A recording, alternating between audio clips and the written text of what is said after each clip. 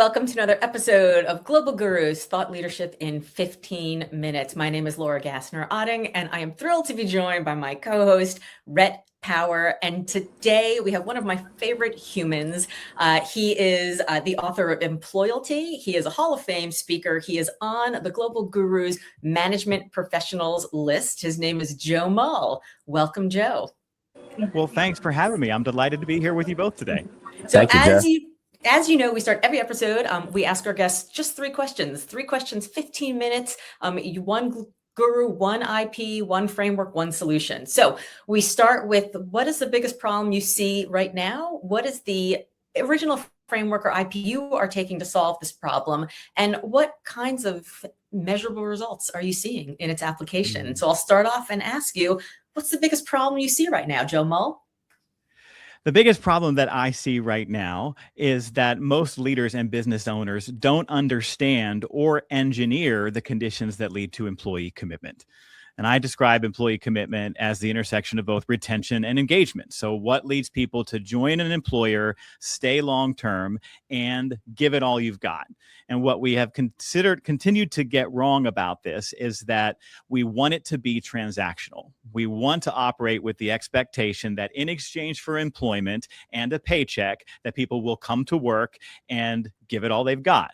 But that is magical thinking, because people aren't robots, because we have moods and emotions and needs and all sorts of forces upon us at work.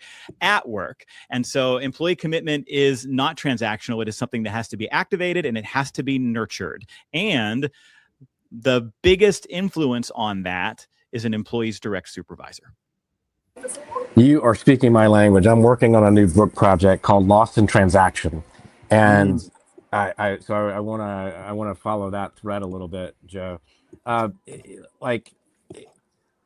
is the methodology that you have here that a leader can deploy or put in practice here? Because I think we are in this kind of moment where it's time to double down on cultures, time to double down on our people. So what is how do we do this with your framework? Yeah. So I ended up writing Employalty because I got really frustrated by the conversation that was happening around the Great Resignation a few years ago, which was being pointed to as sparked by COVID. It was being described as being caused by a lot of opportunity that had been created in the labor force. And those were influencing factors. But the movement that had been taking place in the labor market had actually been a slow burn that had started after the Great Recession coming out of 08 and of 09. And what we see in the labor force nowadays is that the biggest driver of people deciding to change jobs is quality of life. To what degree does my job create suffering for me outside of work, or does it positively impact what matters most to me? And I had done a podcast interview a couple of years ago where I've been speaking and writing about employee commitment for years. And the host and I had this beautiful 30-minute conversation about all the things that leaders need to get right in order to activate commitment. And at the very end of the podcast, the host said, "Well, let's put a nice bow on this for everybody, Joe. Give it to me in one sentence. Where does commitment come from at work?" And I went, and I couldn't give it to him in one sentence. And I thought, boy, if I can't compartmentalize this into a simple answer or framework that leaders can use, then what hope do leaders or business owners anywhere have of getting the right things right? And so I became convinced that the world needed a one-sentence answer to that question. So we analyzed more than 200 studies and articles on why people quit a job, why they take a new job, why they stay long-term with an employer. And we married that together with a boatload of social science research around effort, the psychology of effort, and what is often referred to as employee engagement in the workplace. And we also layered that in with a lot of data about what had been happening in the labor market. And what came out of that were 3 pieces of the employee experience that if you get them right, you have a much greater chance of finding and keeping devoted employees. And so if I could go back to that podcast interview again, and that host asked me that question, I would say in one sentence, commitment appears when employees are in their ideal job, doing meaningful work for a great boss. And so that's my answer to your second question about the IP. It's ideal job is about how the job fits into my life. Does my pay work? Does the workload match? Do I have some flexibility? Meaningful work is about what I'm doing and who I get to do it with. So am I getting to use my talents? Do I have a sense of belonging? And am I getting a sense of purpose out of the work? And then that third factor, that great boss factor, is all about the quality of the relationship I have with the person who oversees my work and his or her ability to coach me and advocate for me and create an environment that I want to be a part of. It's such a great definition of great boss, because I think a lot of people think, oh, I'm a great boss because I go to the conferences, because I do the training, because I get good results. But it's so fascinating to me. We've run our own study since 2019, and we've seen the same results. Everyone's like, oh, clearly the pandemic changed everything. I'm like, no, the pandemic just exposed everything that had already been going on. But what we found, 10,000 results from all over the world, every possible demographic and industry, was that people are just as likely to leave quote unquote great bosses if they don't have a relationship with them as they are to leave a quote unquote bad boss. And so can you talk a little bit about how, I know that you help teach bosses how to be great bosses. How are you applying this understanding, this framework, to actually help them create measurable results? How did they become those great bosses? Yeah. So this is both a knowledge gap and a skills gap. So leaders have to have an understanding of what the conditions are that we have to create in order for people to thrive at work. And so the question really of where does employee commitment come from, it's too big of a question to try to answer. But when you look at this framework that we've written, you can actually get more granular. It's much easier to answer the question of how do I engineer belonging? Or how do I engineer more flexibility for employees? Or how do I engineer a sense of purpose in the work that they're doing? And so we created a leadership masterclass and a leadership development program called Boss Hero School, where in the first part of that experience, it's all about teaching those conditions and helping leaders understand how to assess for those conditions at both an organizational level and at an individual level, and to think about my style as a leader. There are going to be certain parts of that employee experience that I naturally create because of how I'm wired or what my personality is or what I was taught to do by other leaders I've worked with. But you're also going to be able to look at that framework and say, I haven't really thought about that. So maybe that's a piece of the employee experience I need to be more intentional about. And then the other side of that is the skills gap. And so the first part of our program teaches the conditions that lead to employee commitment. The second part teaches the conversations. And so we have to teach leaders in the workplace much deeper level of coaching skills. We all know coaching is kind of the silver bullet for employee engagement. And so giving leaders the chance to learn how to do that, to practice how to do that in an environment where it's safe to not be good at it at first. And then we layer on top of that additional skills training in feedback, additional skills training in what we call mentor mindset to kind of reorient what the role is that I should be playing as a leader. And one of the things that is sort of the preeminent message in the Employalty book and in my keynotes and workshops is that even the title, Employalty, it sounds like a mashup of employee loyalty. And of course, that's what we're writing and speaking about, but that's not where our title came from. It's a portmanteau of the words employer loyalty and humanity, that if you create a more humane employee experience, that's where commitment comes from at work. If you really want to know the secret to what leads people to care and try and give it all they've got, my boss has to want me to live a joyous, prosperous life. That has to be the starting point. And if I care about the people who work for me living a joyous, prosperous life, I can engineer an employee experience backwards from there that allows us to do great work and have that kind of experience outside of work. You're not going to have a commitment gap if you're leading in that way. Well, I don't know that you have to do a lot. If people know that you care and they know that you want them to have a great life, the trust level is through the roof, right? That's what I wanted to bring up. I feel like when I was talking to a CEO the other day, and he said, I feel like there's a trust gap that I have with my team. And we're doing some coaching around that, but where does trust play into this, into what you're talking about here? Yeah, Because I think right now people, they want to trust who they're working for, but I think that's harder and harder these days. Yeah.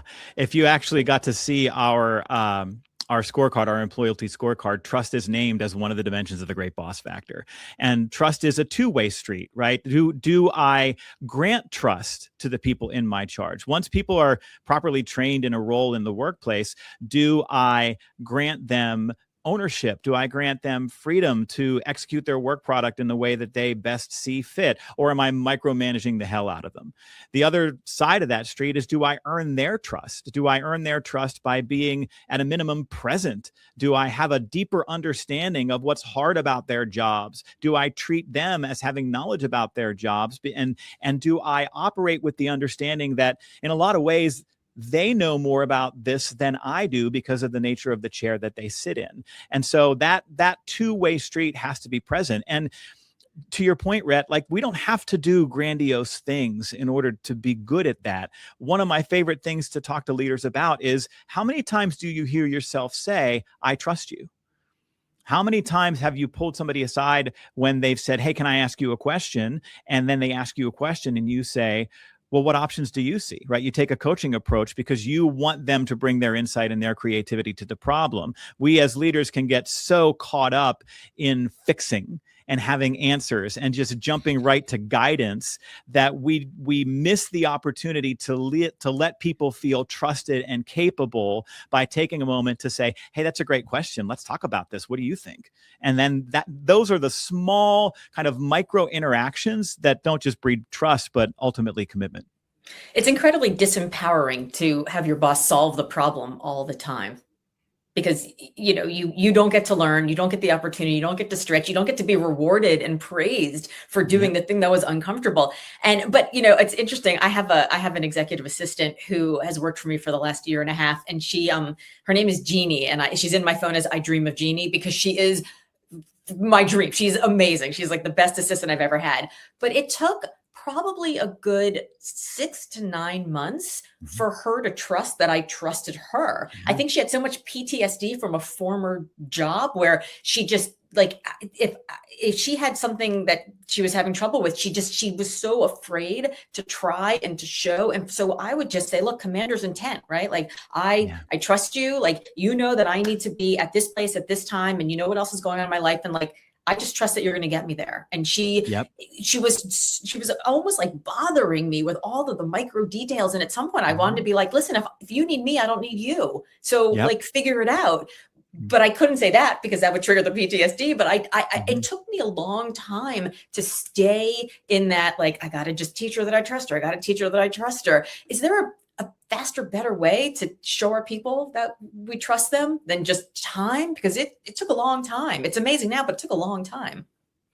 I mean, maybe, but I don't know that I know what it is yet. I wrote at the end of the Employalty book that I was very intentional across that book of not using the word culture very often, because it becomes a sort of overused term and it means different things to different people.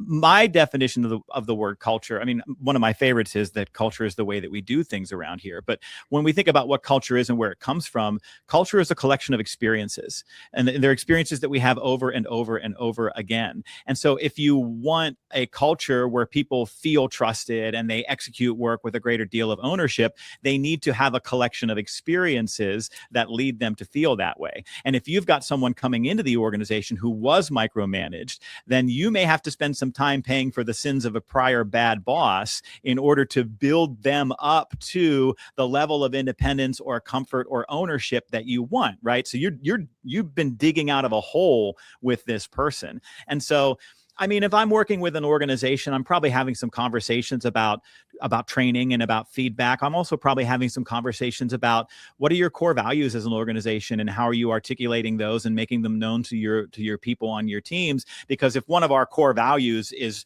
trust or respect or ownership, then we're sort of proactively pouring that into people and letting them know that it's okay to operate in an independent way.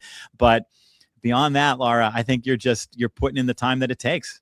Yeah, I'm struck by this, a lot of intentional change theory in here, where, you know, you're sort of keeping people in that positive emotional attractor state long enough for them to be excited and to dream and to grow. But bosses often it takes a long time to get people to that point, and bosses are dealing with quarterly returns and the board is asking what's going on. So you have to have a little bit more comfort with the short-term risk in order to have the long-term growth, while you're also trying to show people that you trust them, while also knowing that they're going to mess up sometimes. And and I guess this is probably our last question, is how do you get bosses in your Boss Hero School comfortable with the, you might not be able to give the board the best result. You might have some mistakes. How do you figure out what's okay to what are the lost leaders, I guess, in order to get the better team long-term? Yeah. We talk about failure as a teacher, right? And how it's necessary sometimes to let people fail because they're going to remember the lessons from it and apply them much more quickly than if you jump in and prevent that failure in the first place. And so we talk about failure in terms of degrees of harm, right? If you allow this person to fail, to what degree is it going to be harmful to your organization or to your customer or to your culture? If that harm is minimal, then that failure may be a good teacher. I just told this story in our last Boss Hero School cohort that the other day, my 9-year-old son took out and he's a little guy, he took out a brand new jug of milk and he unscrewed the cap and he starts to pour it. And I'm standing there in the kitchen and I had this moment where I was about to jump in and grab it and say, Henry, hold on, buddy, let me help you with that. Because there was at least a 50% chance that I was going to have a big mess on my hands. But I had that moment where I was like, just wait, because the only bad thing that comes out of this is spilled milk. And let's see. And he was fine and he did it. But it is hard in that moment to catch yourself and stop yourself, especially in workplaces where we're going 100 miles an hour and we need to move things along and get things done. Well, Joe, I could talk to you for hours. I'm sure you have many stories and we like stories, but we have to wrap it up. And look, this is the Global Gurus podcast. We ask 3 questions. We try to get one methodology from our gurus, and we talk about real results here on the show. LGO, thank you so much for co-hosting with me today. Joe, thank you for being on the show. The book is, let's say it all together, Employalty. Right? Employalty. I love it. Go get yourself a copy if you want to be a hero boss. And Joe, thank you. Laura, thank you. And we'll see you next week. Thank you both.